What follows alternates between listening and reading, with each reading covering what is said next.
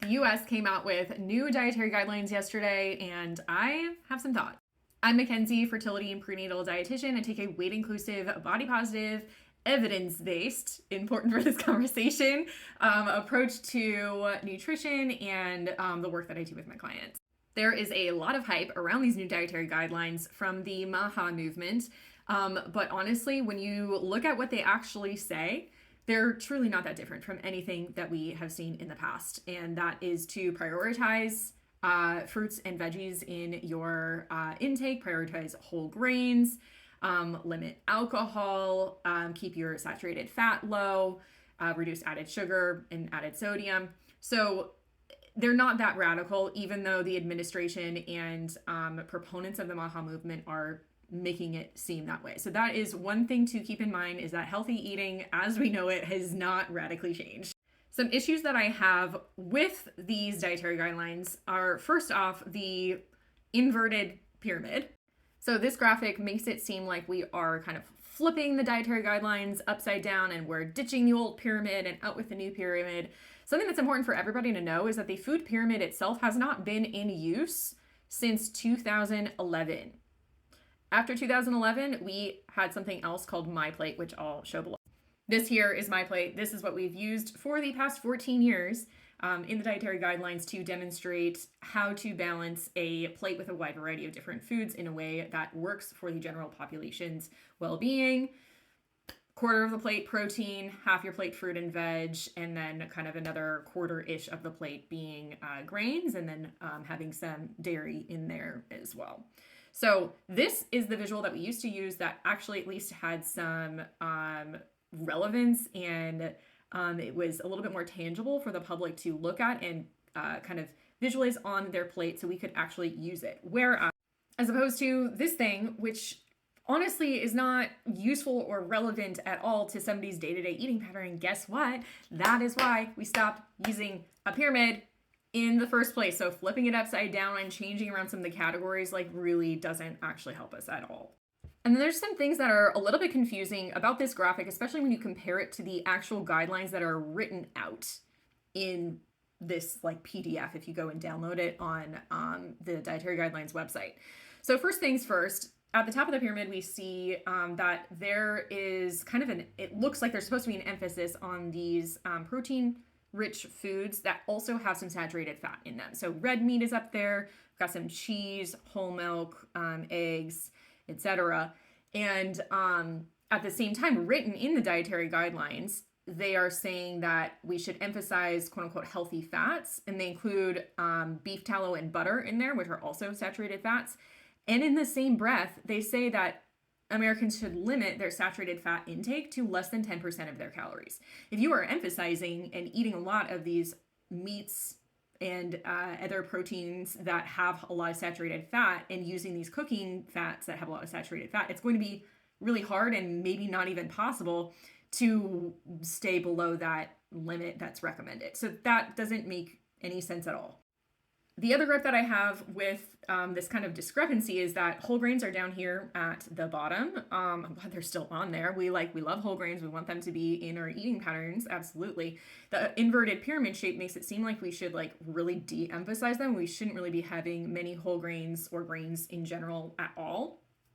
But the dietary guidelines, again, written out, say that you should have 2 to 4 servings of whole grains per day, which is not insignificant. That's still generally kind of what was already recommended. So it's just kind of not helpful in general. It's confusing, and there were no resources that were given for special populations like people with food allergies or vegans or vegetarians. There was no resources given for implementation or visuals or handouts or anything like that.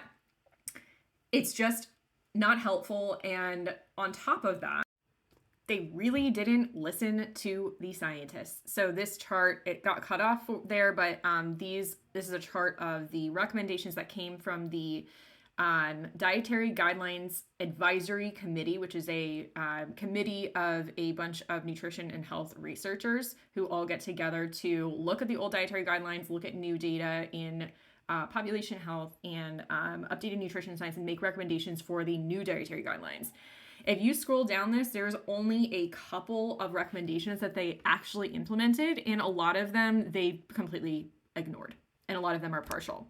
So that is extremely frustrating that they did not listen to actual scientists. They just listened to social media grifters.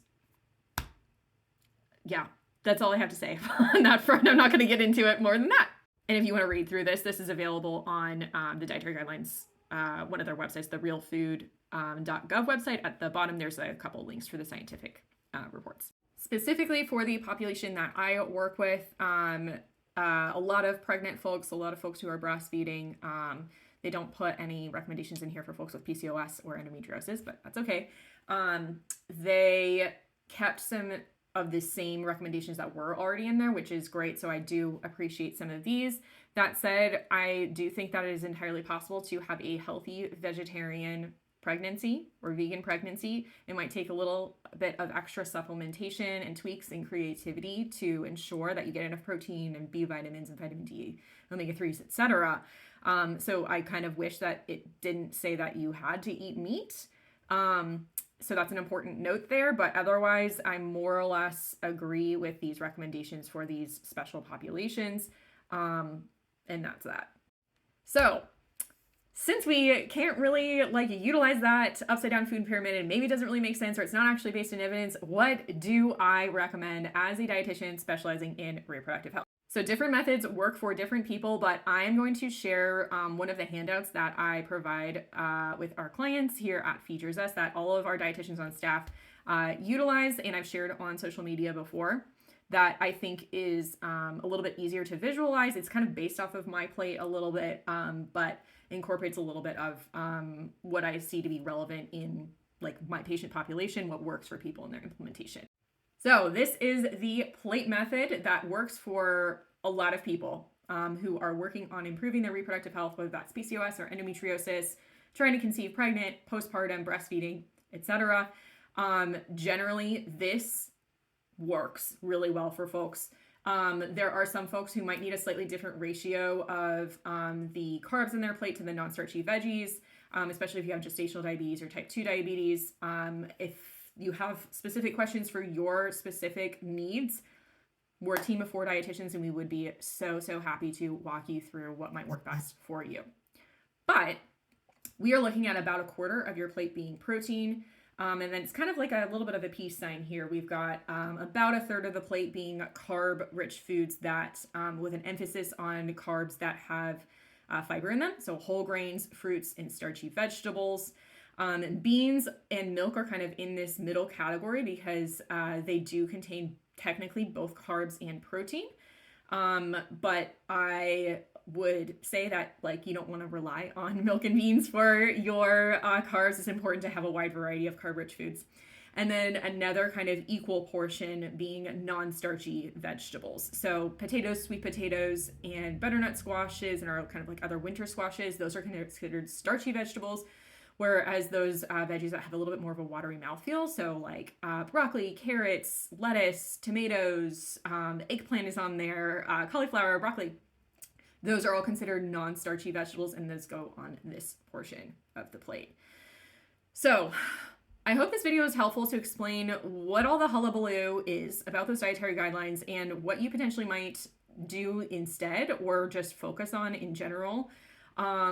Please remember that dessert is allowed. That is why it is on here. Even though we want to kind of be mindful about the added sugar in our eating patterns, there's still room for it as well. Let me know what your thoughts are if you have questions, and remember that if you need individualized support, we're happy to work with you here at Features Us.